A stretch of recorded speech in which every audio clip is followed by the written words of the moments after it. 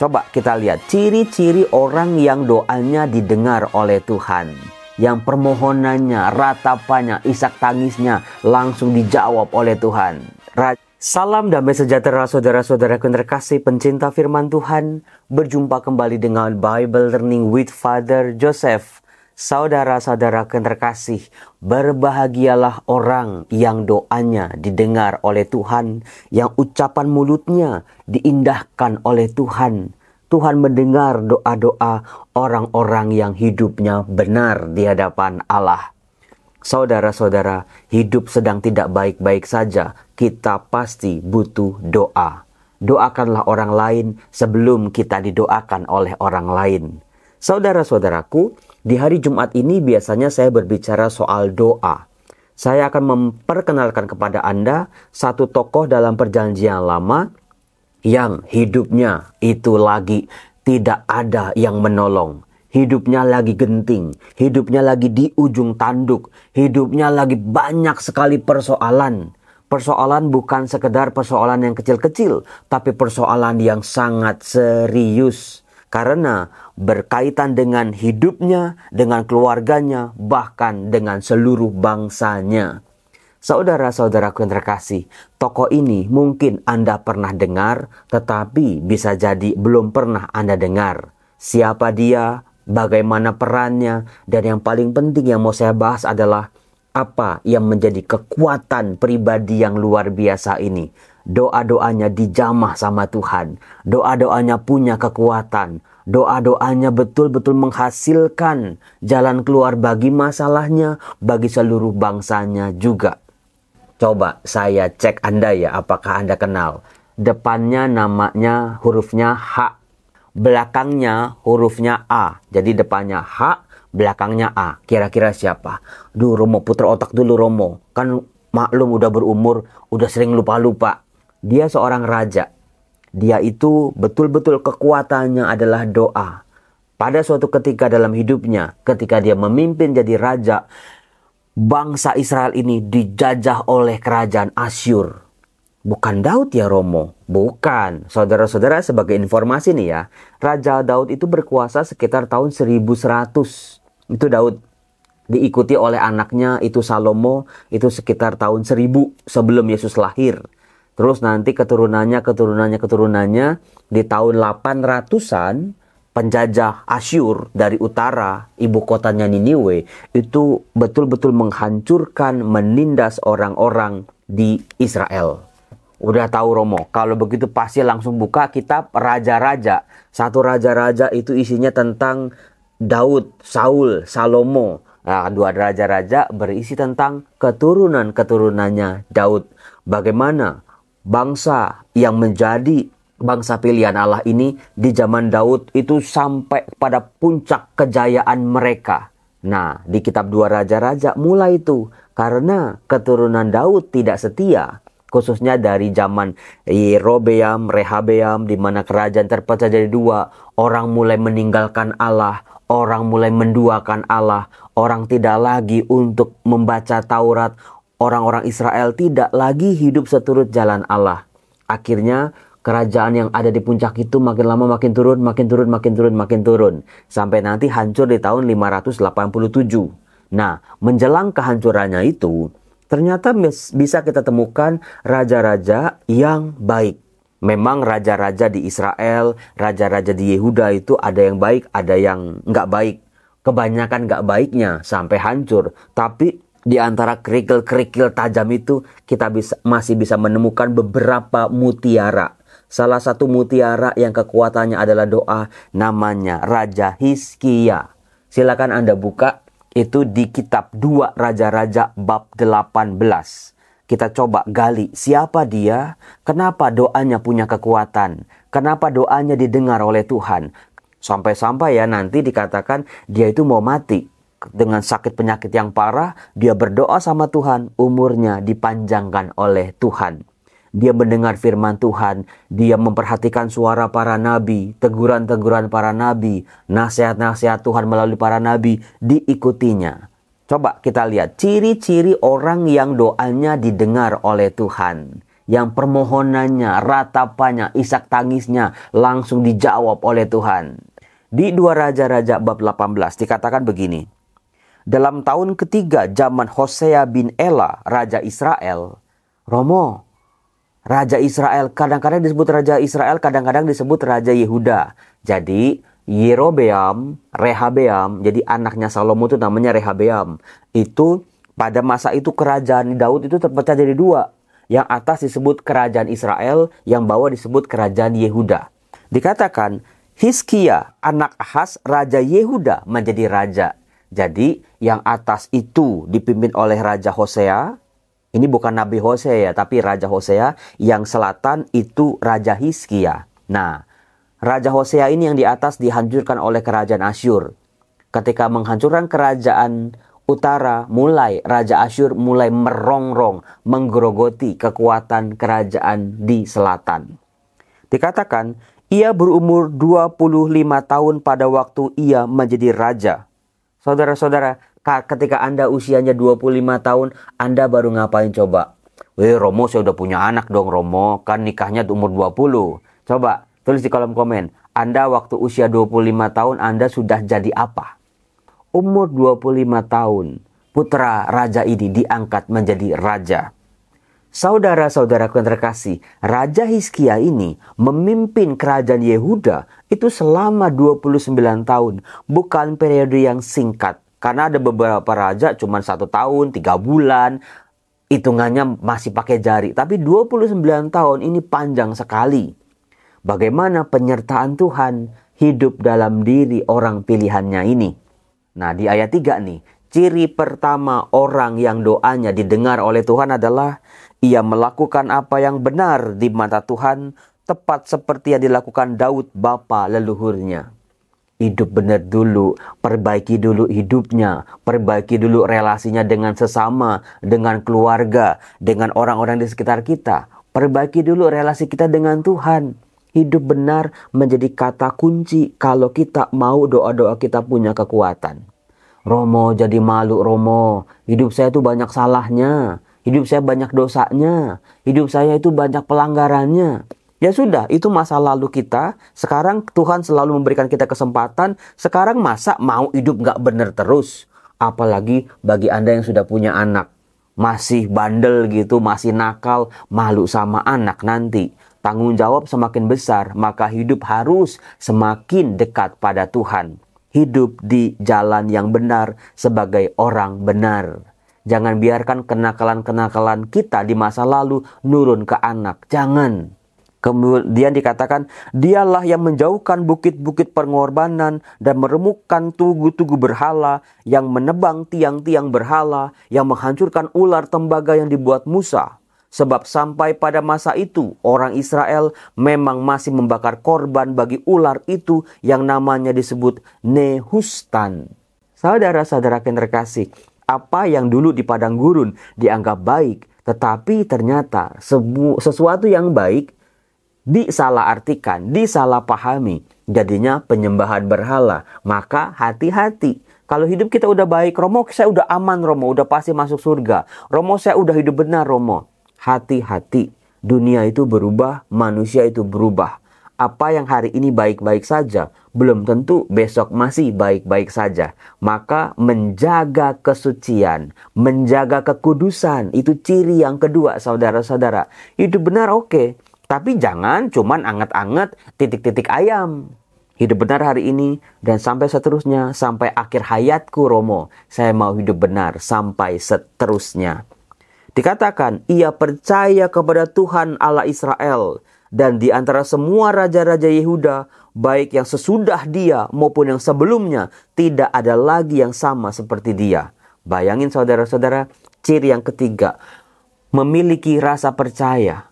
Bayangin rasa percayanya si Raja Hizkia ini jauh melebihi dari raja-raja sebelum, bahkan raja-raja sesudahnya.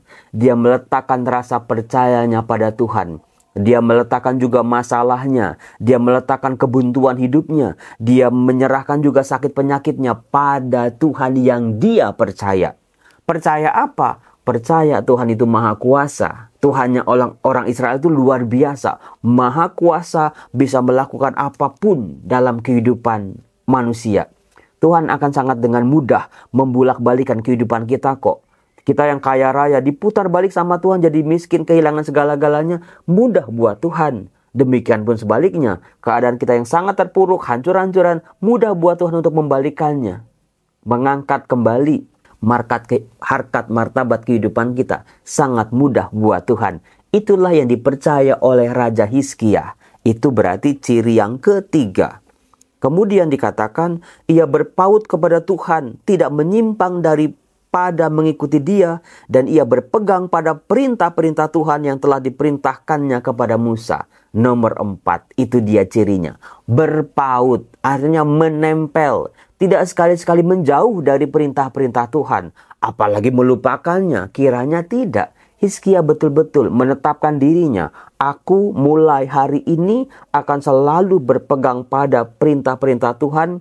Aku hari ini tidak akan menyimpang dari jalan Tuhan. Sedikit pun godaan-godaan nanti di depan akan banyak sekali. Tapi kalau udah menempel pada sang firman, biasanya akan aman. Karena firman yang menjaga. Bukan cuma didengar firman-Nya, tapi dilakukan secara konsisten setiap hari, setiap saat. Dikatakan, nah ini dia nih. Ayat 7. Maka Tuhan menyertai dia, kemanapun juga ia pergi berperang, ia beruntung. Kok jadi ingat Yosua ya Romo ya? Romo pernah bilang Yosua yang hidupnya taat, segala yang diperbuatnya akan berhasil. Dia beruntung sepanjang hidupnya. Jadi di kisah Raja Hizkia ini sama, kuncinya sama saudara-saudara. Mau menetapkan hidup di jalan Allah, Tuhan akan menyertai dan akan memberikan keuntungan demi keuntungan dalam kehidupannya. Nah dikatakan, ia memberontak kepada Raja Asyur dan tidak lagi takluk kepadanya. Itu sebuah keputusan yang berani. Karena waktu itu Raja Asyur itu sedang menjadi negara adikuasa, menguasai seluruh dunia dengan militernya yang sangat banyak, dengan senjata-senjatanya yang sangat canggih, dengan kepemimpinannya yang luar biasa. Raja Asyur bisa menguasai semua daerah di Timur Tengah pada waktu itu. Itu hebatnya Raja Asyur yang menekan orang-orang atau bangsa-bangsa sekitarnya untuk bayar pajak yang tinggi. Tapi Raja Hizkia, dia melihat bolehlah Raja Asyur punya senjata yang luar biasa. Boleh Raja Asyur punya tentara yang banyak. Boleh Raja Asyur lagi naik daun. Tetapi Tuhanku jauh lebih kuat. Tuhanku jauh lebih dahsyat. Karena Tuhanku adalah Tuhan yang kupercaya. Bisa menaklukkan aneka macam musuh-musuh yang mengancam kehidupan bangsa pilihan ini. Nah dikatakan, dialah yang mengalahkan orang Filistin sampai ke Gaza dan memusnahkan daerahnya, baik menara-menara penjagaan maupun kota-kota yang berkubu. Saudara-saudaraku yang terkasih, memang orang-orang Filistin itu telah ditaklukkan oleh Raja Daud, tetapi bayangin ratusan tahun masih tinggal, masih menjadi musuh dalam selimut, masih merongrong keadaan orang-orang Israel. Tetapi ditaklukkan oleh Raja Hizkia sampai tuntas. Nah dikatakan saudara-saudaraku yang terkasih, dalam tahun keempat zaman Raja Hizkia ini, baru 4 tahun dia jadi raja. Apakah udah nikmatin? Apakah sudah ada program yang berhasil? Apakah sudah bisa merubah orang-orang rakyatnya? Bisa iya, bisa tidak. Dikatakan, itulah tahun ke-7 Raja Hosea bin Ela, Raja Israel, majulah Salmaneser, Raja Asyur, menyerang Samaria dan mengepungnya.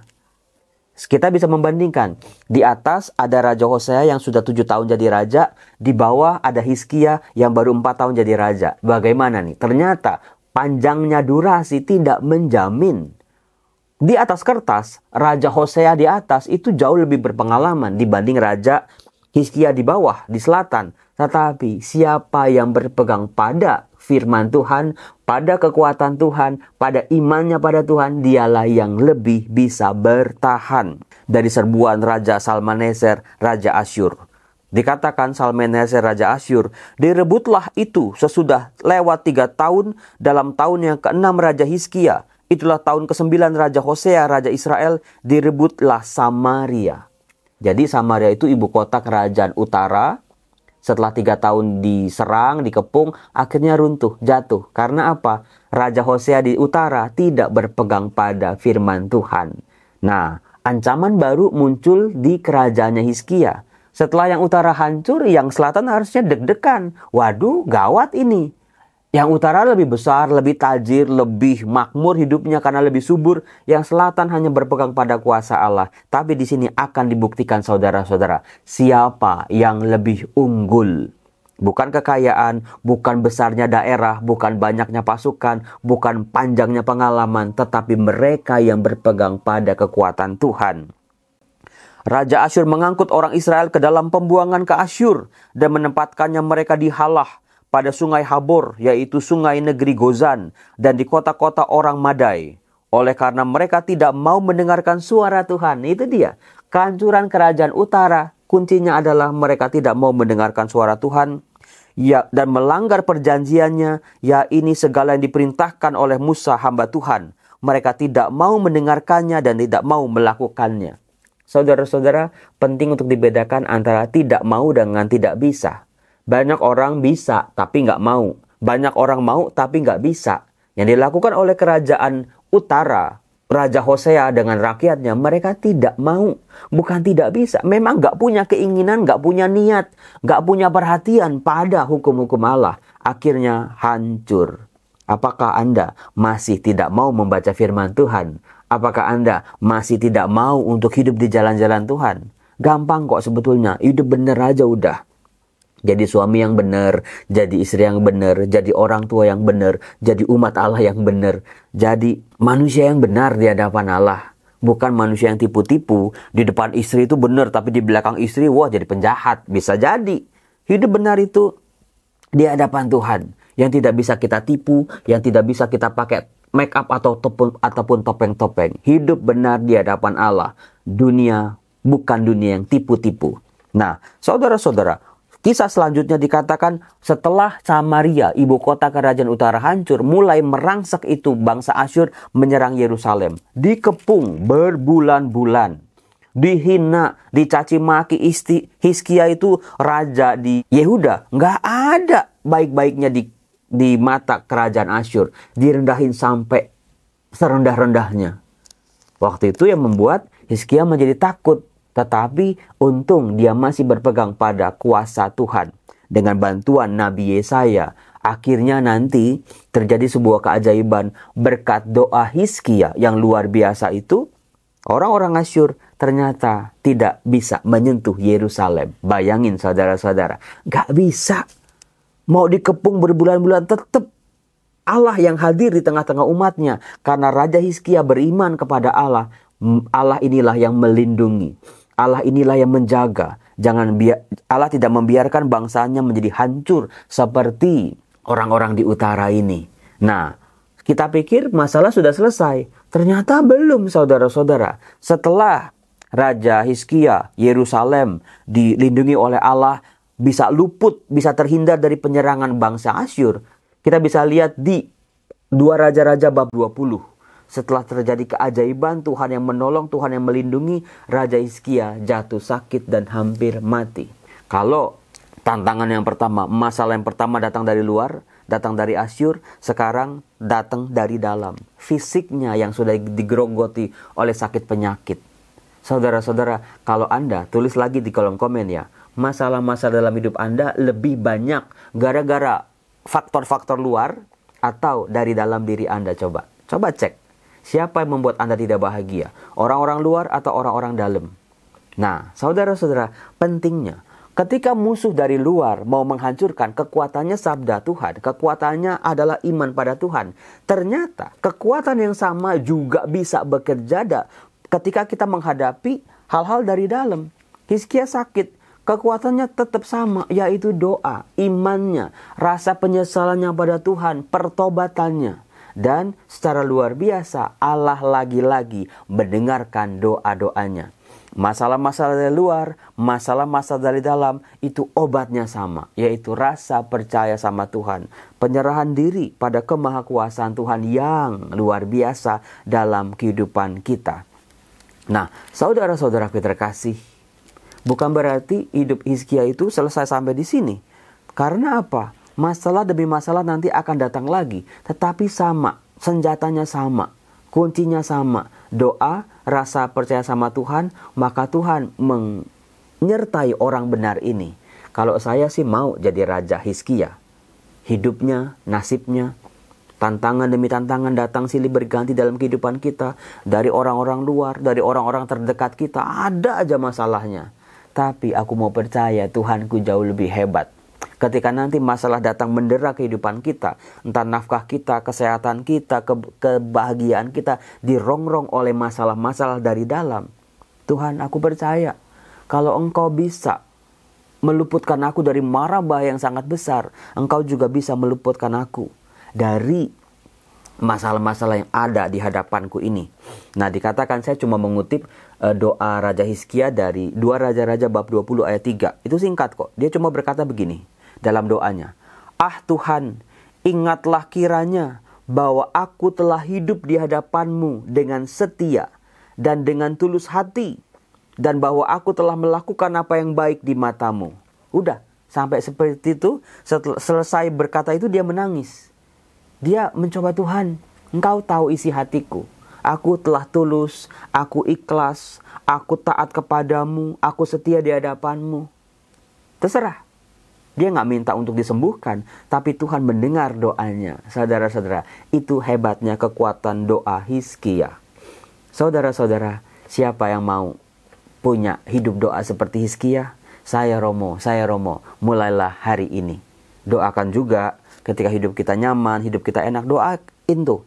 Jadilah pilar doa bagi keluarga kita. Buat suami, buat istri, buat anak-anak, buat orang tua, buat mertua, buat ipar, buat orang-orang di sekitar kita. Doakan mereka. Maka pilar ini akan menjadi pilar yang kokoh dan kuat, tidak mudah goyah. Terima kasih saudara-saudara sudah menyimak video ini. Salam damai sejahtera, Tuhan memberkati. Bye-bye.